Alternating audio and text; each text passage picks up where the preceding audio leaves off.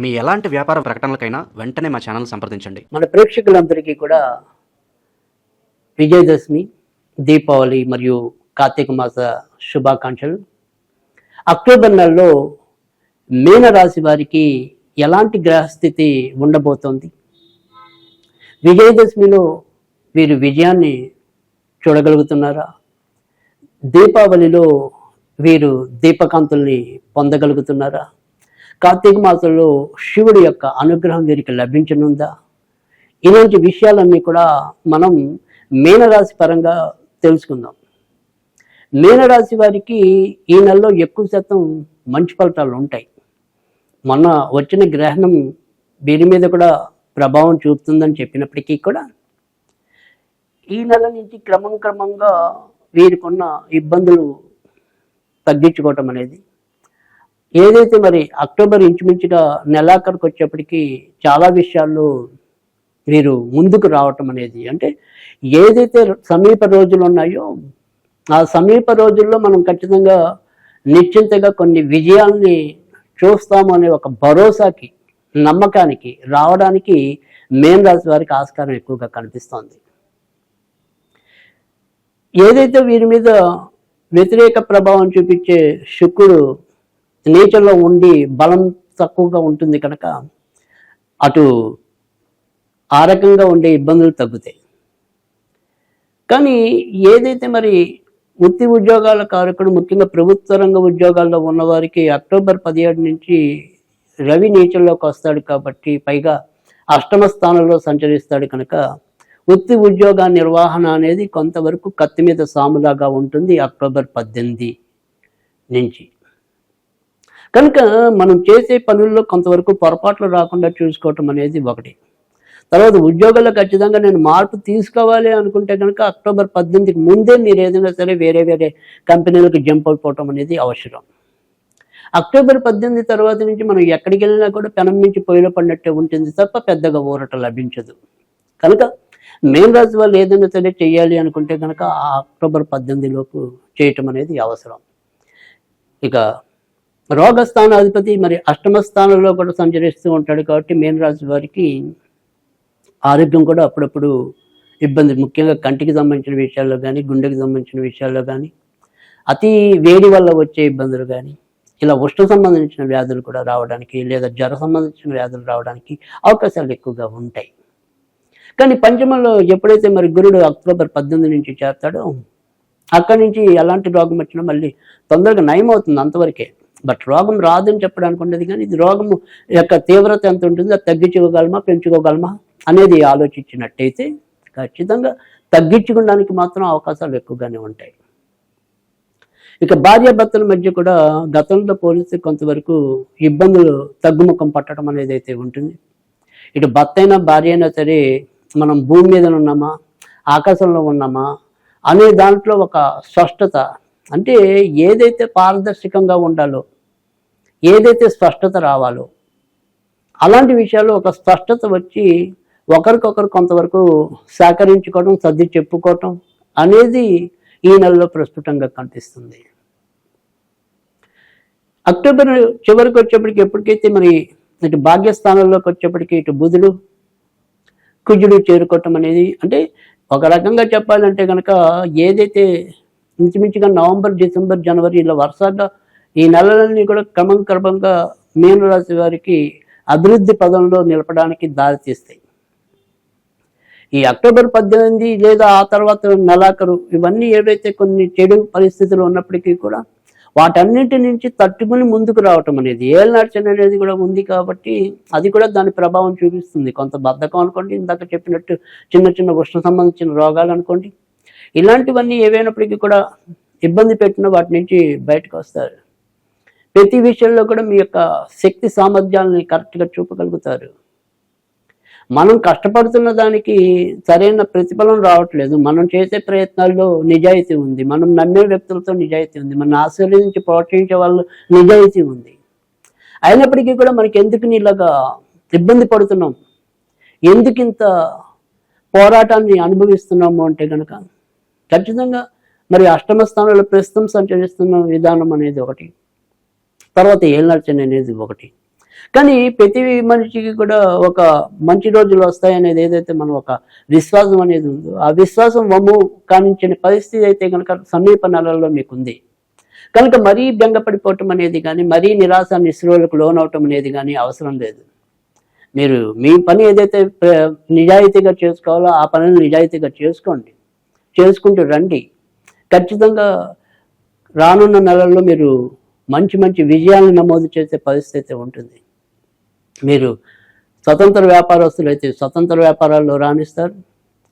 మరి శని లేదా సాంకేతిక శాఖల్లో పనిచేసే వాళ్ళు అయితే కనుక వారి విధానాలు అంటే ఇక్కడ నిజంగా చెప్పాలంటే కనుక ప్రత్యక్ష స్కీమ్ మీద ఉన్న వాళ్ళకంటే కూడా పరోక్షంగా వెనక నుంచి మనం ఏదైతే చేసే పనులు ఉంటాయో ఆ పనుల్లో మరింత విజయాలు నమోదు చేయడానికి అంటే సాంకేతిక నిపుణులకి మరింత మంచి అవకాశాలు వస్తాయి. ఇటు ఫోటోగ్రఫీలో ఉన్న వారికి కానీ, ఎడిటింగ్ రంగంలో ఉన్న వారికి కానీ, రచనా కౌశలం ఉన్న వారికి కానీ చాలా చక్కటి మంచి అవకాశాలు వీరికి అక్టోబర్ చివరి నుంచి ఏర్పడటం అనేది అయితే ఉంటుంది.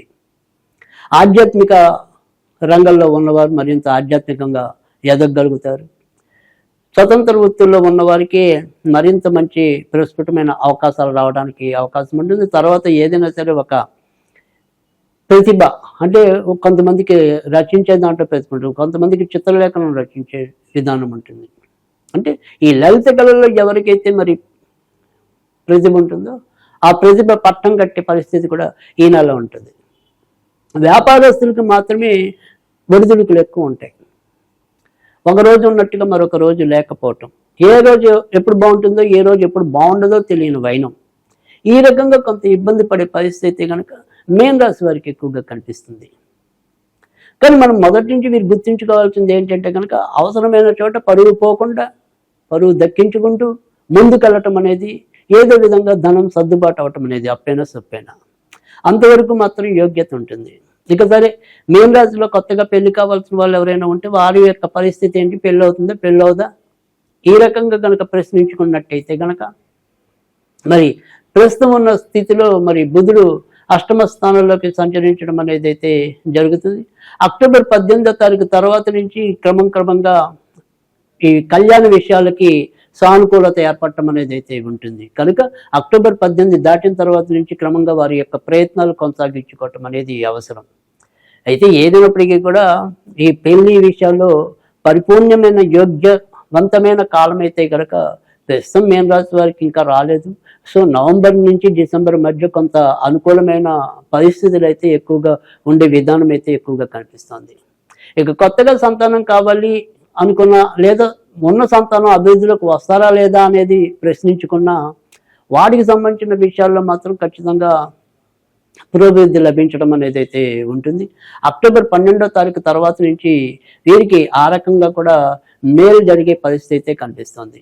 విదేశాలకి వెళ్ళాలి అనుకుంటే కనుక ప్రస్తుతం కూడా ఇంకా యోగ్యవంతమైన కాలమే నడుస్తోంది.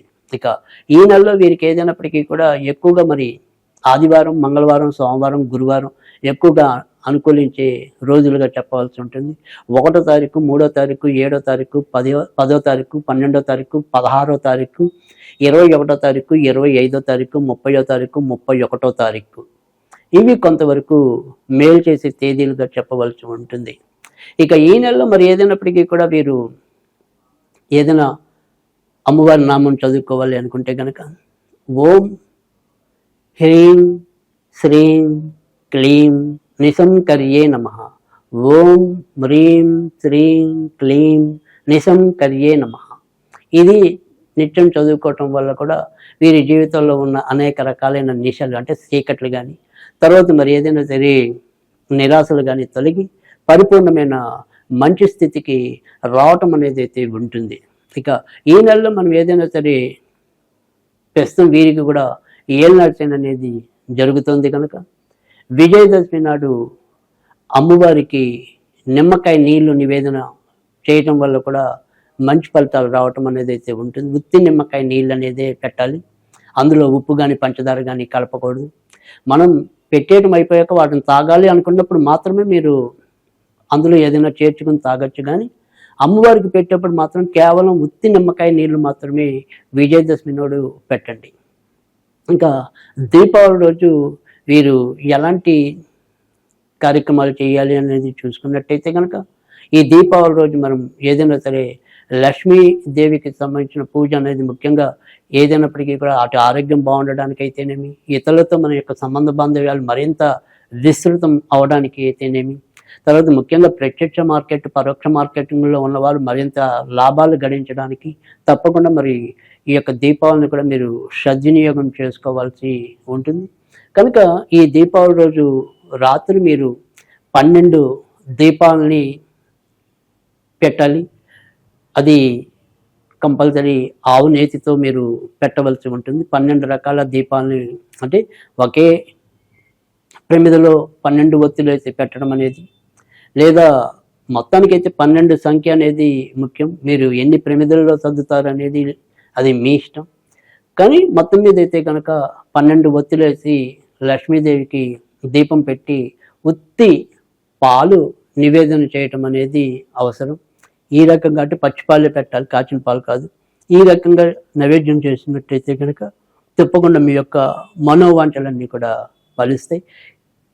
ఇక ఇలా దేవుడితో సంబంధం లేకుండా మనం ఏదైనా సరే ఇతరత్ర క్రియలు ఆచరించాలి అనుకుంటే కనుక ఈ యొక్క అక్టోబర్లో మనకి ఎన్నైతే మంగళవారాలు వస్తాయో ఆ మంగళవారాల నాడు